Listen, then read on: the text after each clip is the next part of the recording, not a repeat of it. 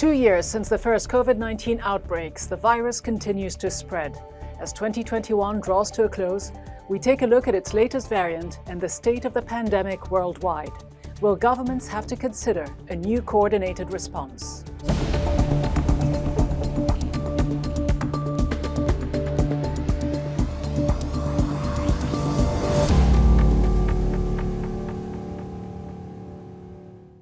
Hello and welcome to the program. I'm Rida Fakhri.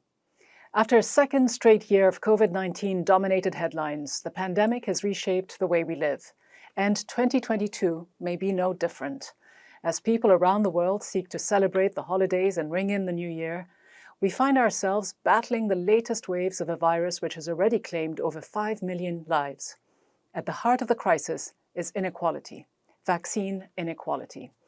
As the end of 2020 saw wealthy nations put in massive orders for vaccines with pharmaceutical giants, 2021 saw those countries hoarding jabs, doling out multiple shots to their populations well before people in most developing nations could be vaccinated.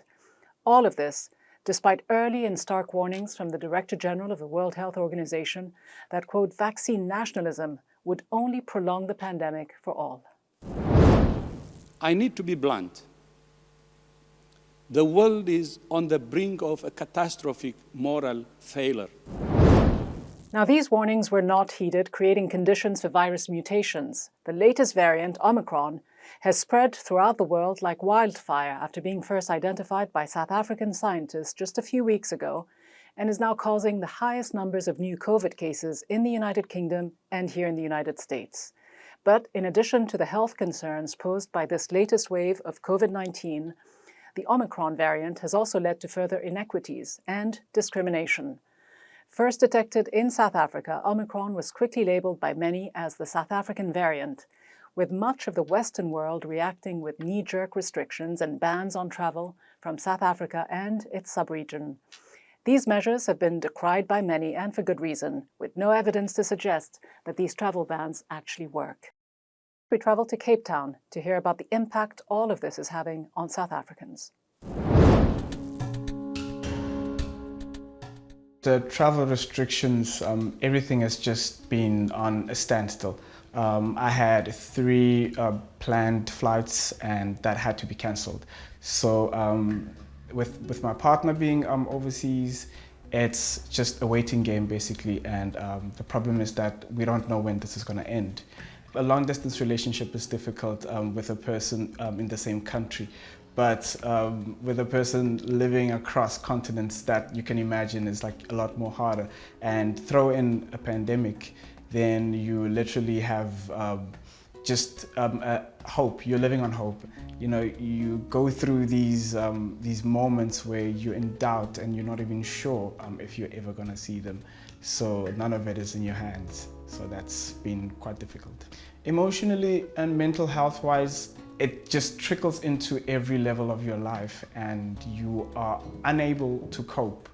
And, you know, in that moment, you know, that's where you kind of, you look at yourself and you think, that what is going to happen. We are definitely being punished, to have been the country to detect the variant and then listen to the world call it the South African variant.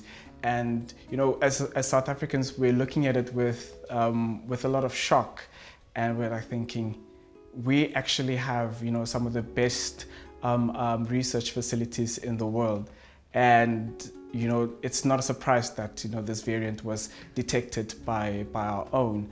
And now we are seeing the reports that this variant has been in Europe before it was even detected in South Africa. So you're starting to look at the way that the world sees things, and it's the way it's always been. Africa has always been seen as the disease capital, but it's almost hard for the West to think of Africa as a place of excellence. So then, how has South Africa dealt with the global reaction to its detection of Omicron on a government level, and what is the current state of the pandemic in the country? I'm now joined by South Africa's Deputy Minister of Health, Dr. Sibongiseni Dhlomo. Dr. Dhlomo, South Africa was very quick to alert the World Health Organization and the rest of the world when it first detected the Omicron variant last month. This early warning and tracking system was also quickly shared with the rest of the world. But some in South Africa, like Denzel, from whom we just heard, believe that your country is being punished as a result. Is that the case? We are very much alarmed because there is no science that is actually sending this signal to shut down the Southern Africa. If it is based on science, it would not have gone this way. It's probably based on other things, politics being one of them, because we were the first country to actually indicate the presence of the variant Omicron.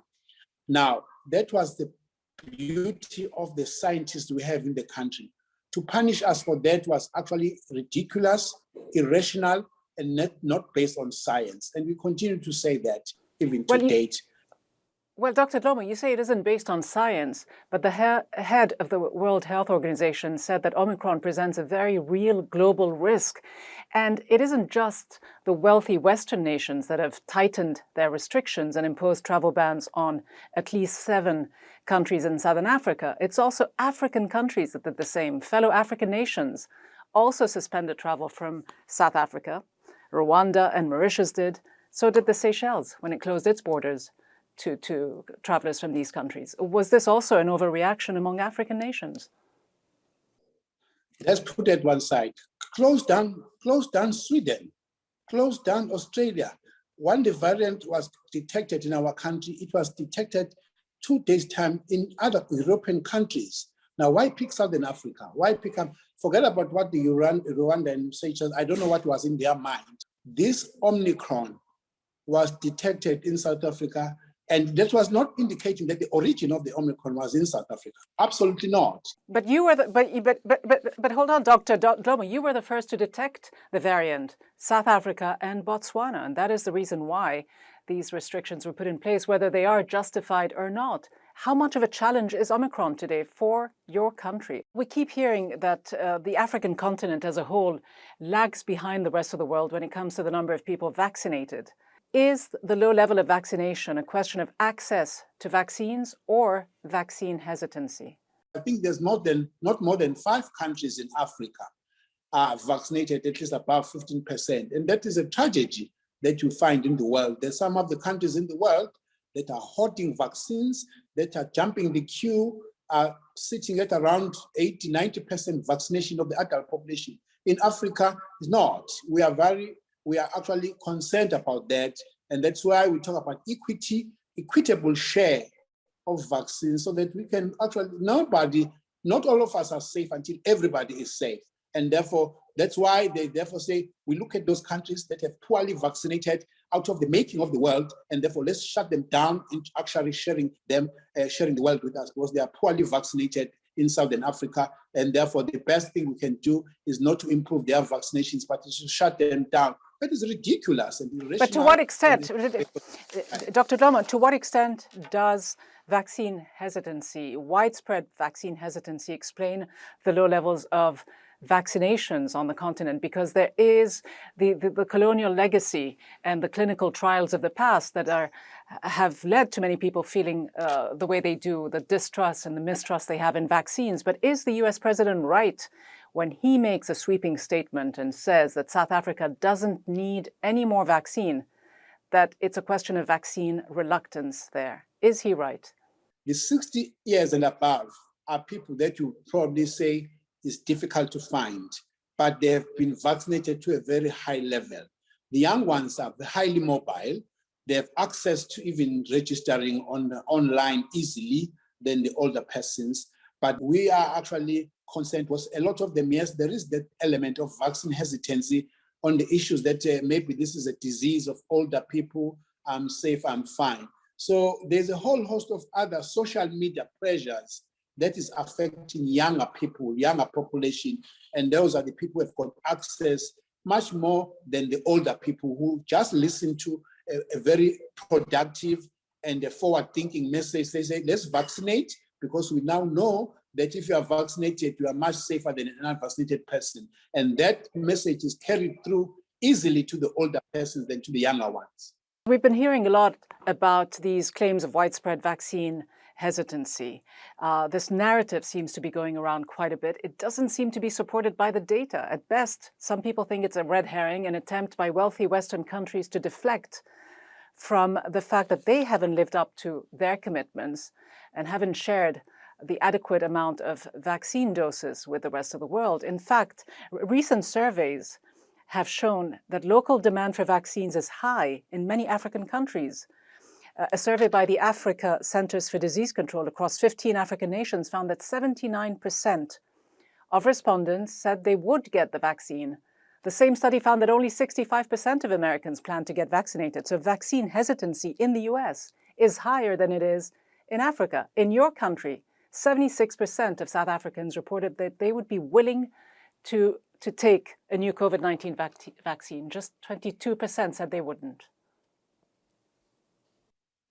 Look, in our country, we are actually having vaccine hesitancy, but not at the level that is really making people not to take vaccinations. We have been recording in our country per day up to about 300,000 vaccinations per day.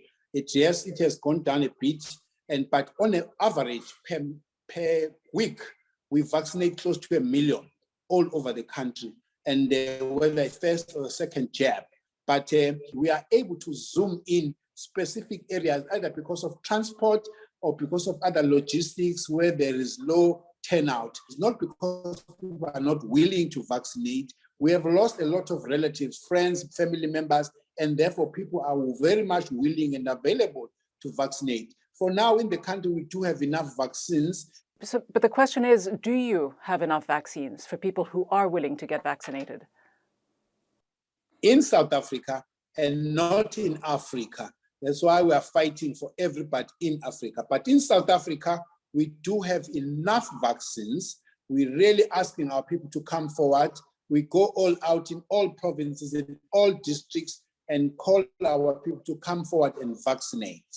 All right, Dr. Sibongiseni Dhlomo, thank you so much for joining us.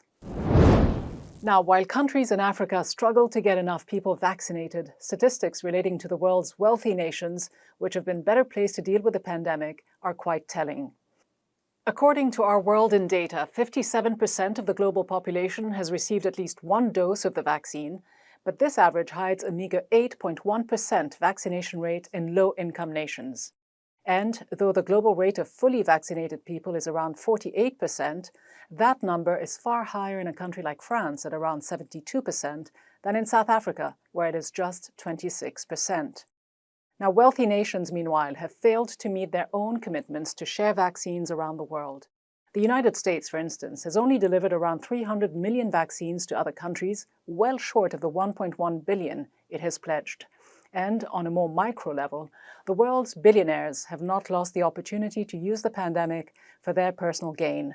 In America, in particular, billionaires have gotten 70% or $2.1 trillion richer during the pandemic. All of this despite the struggles of most people around the world. According to the World Bank, global poverty has increased from 7.8% to 9.1%. The UN Secretary General says 100 million people have sunk into poverty during the pandemic. Now, the irony is that despite the hoarding of wealth by the world's billionaires, of vaccines by the most powerful nations, and heavy travel restrictions by Western countries on parts of the global South, the Omicron variant has still spread among populations that had the means to stop it. In recent weeks, it's been some of the world's most powerful nations that have become the epicenter of the variant. In the United Kingdom, COVID case numbers have soared to record highs, exceeding numbers that were seen before vaccines were even available. And here in the United States, deaths continue to mount in parts of the country with low vaccination rates, but even cities like New York are seeing massive infection spikes. In 1 week alone, Omicron jumped from accounting for just 2% of COVID cases in the US to a staggering 73%.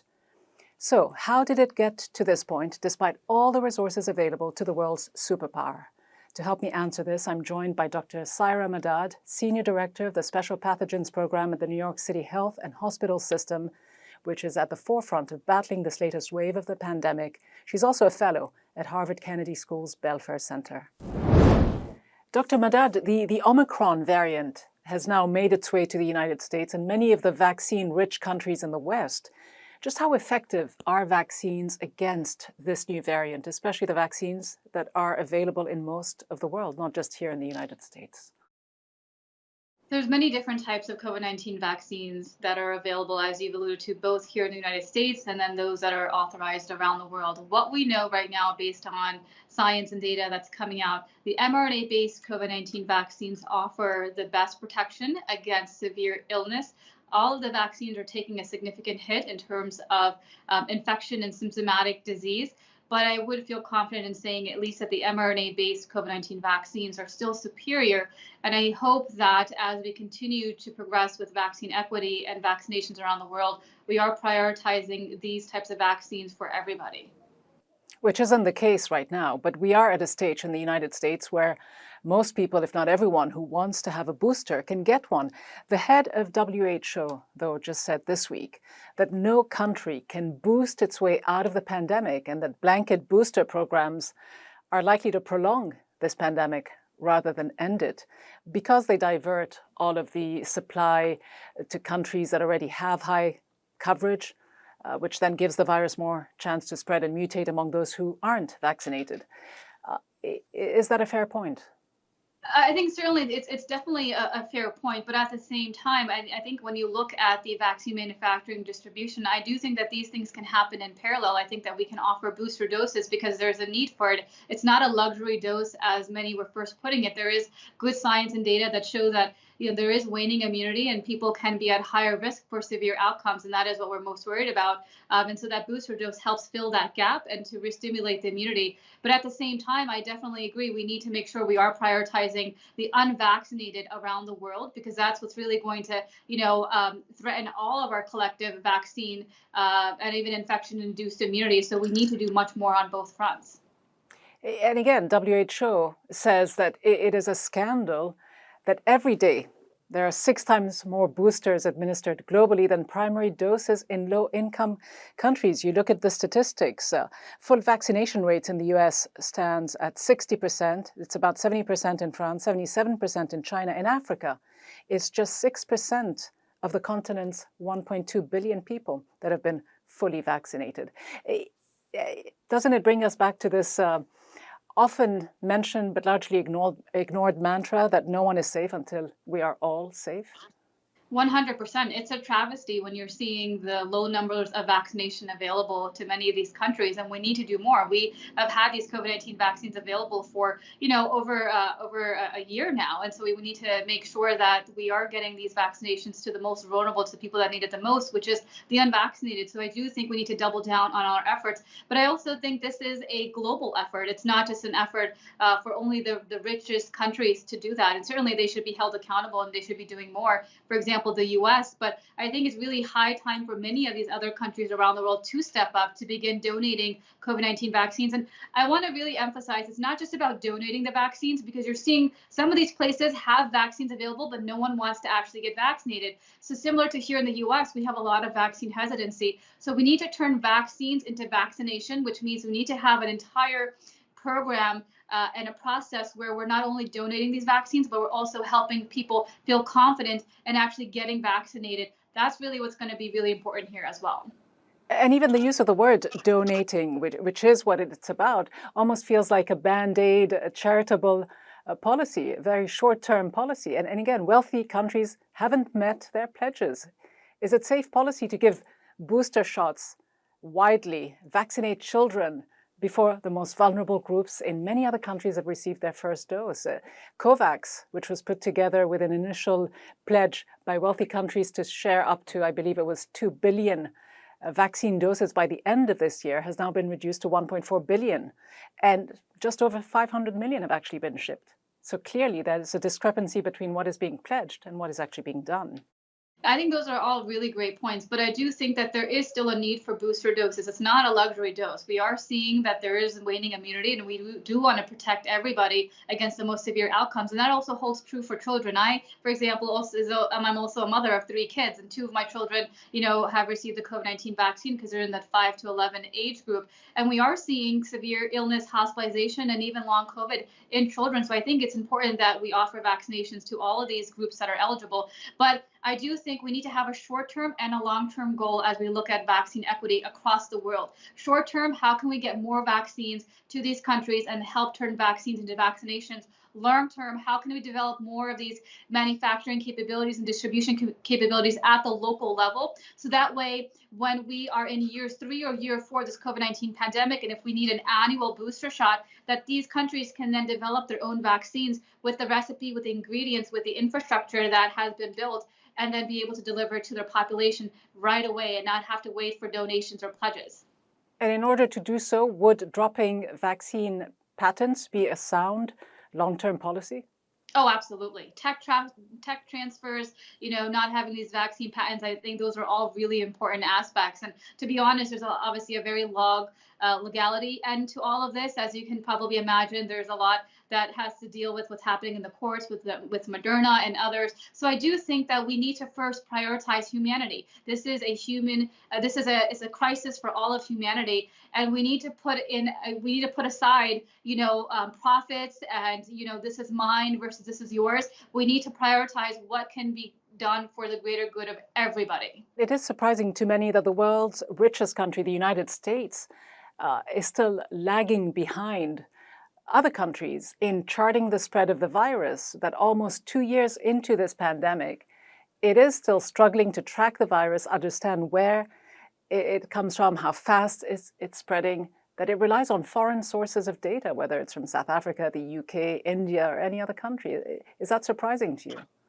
No, unfortunately, it's not surprising. And I'm not going to sugarcoat it. I am very disappointed. I think 2 years of this pandemic, we have realized from day one that we have had a huge gap in our data collection, analyzing in real time. And there hasn't been a whole lot that's been done to change that. And every day we rely on more data and studies and information from other countries, when here in the US, we should be able to analyze our own information in real time. And we're just not doing that. In fact, a lot of the cases that we're seeing that's being reported was from a week ago. So we don't really have a clear picture. What are we facing today, and what should we be facing tomorrow? So we do need to do a much better job at having much better data, because that is what's going to help us make better decisions to protect everybody, just here in the US and around the world. But what is the fundamental problem? Is it a problem of underinvestment in the US's healthcare system, a lack of communication between state and local health officials and departments? Is it a problem of data collection, or simply a crumbling health infrastructure, as many have said? I would say it's all of the above. I think first, when we look at our infrastructure from a public health standpoint, there is no really good connection between public health data and healthcare data. So there is no bridging of the data from a clinical standpoint that can then be transferred over to a public health standpoint. And then at the public health level, we're still relying on fax machines and snail mail to get positive case results, to get information on, variants that are being sequenced. So we are not automating enough. And at the same time, we're not making the connection. There's no interoperability. There's no really good communication between various different systems. So we really need to revolutionize our entire IT and data system here in the US to make sure that we're all seeing the same picture and we're collecting data in a standardized fashion. And those are so many different factors here at play. And can these factors at play, these structural problems, be fixed in time? Because you are at the epicenter of the new spike in COVID cases, New York. Will the US be able to handle another massive spike? Well, I mean, that's a great question. Well, obviously, we're already seeing another massive spike, and we know that cases are only going to increase in the next 3 to 4 weeks. Now, can anything be done to help our data collection system right now? We can have a bubblegum and Band-Aid approach and try to fix it, but it's not going to be something that's permanent or sustainable. So we need to have more time where we can completely revamp our infrastructure. But I do think we need to have, again, a short-term plan, and we need to have a long-term plan. What can we do this moment to have better data, to inform better public health policy? And then as we move the needle from a week or 2 weeks or a month or 6 months from now, which we know the virus is still going to be with us, how can we do a better job with data collection, analyzing, and providing this to everybody for better public health policy? Dr. Syra Madad, a pleasure to have you on the program. Thank you so much for being with us. Thank you. At the end of last year, the world was trying to cope with the Delta variant, which was first identified in India and spread much faster than the original virus. A year on, it is Omicron, which is spreading even faster than Delta. And yet, 2 years into the COVID-19 pandemic, the world is yet to adopt a worldwide strategy to curb this scourge. If vaccines are the best and for now the only path to control the virus and our only hope to moving away from a pandemic to an endemic stage, it is mind-boggling that we as an international community don't have a comprehensive international vaccine response and strategy. Because haphazard donations to developing nations by Western governments of 100 million jabs here, 100 million there, might make for good PR, but it is hardly sound policy. But what would make for sound policy is what South Africa and others advocated over a year ago, lifting patents on COVID vaccines. That would be a much more promising policy than imposing travel bans and penalizing countries for detecting any new variants and sharing the data early on to the benefit of the rest of the world. Now, before closing this last edition of the program for the year, I wanted to thank you for watching and for all your feedback. From me, Rida Fakhri, and the entire team here in Washington, we wish you all the best for 2022 and above all, good health.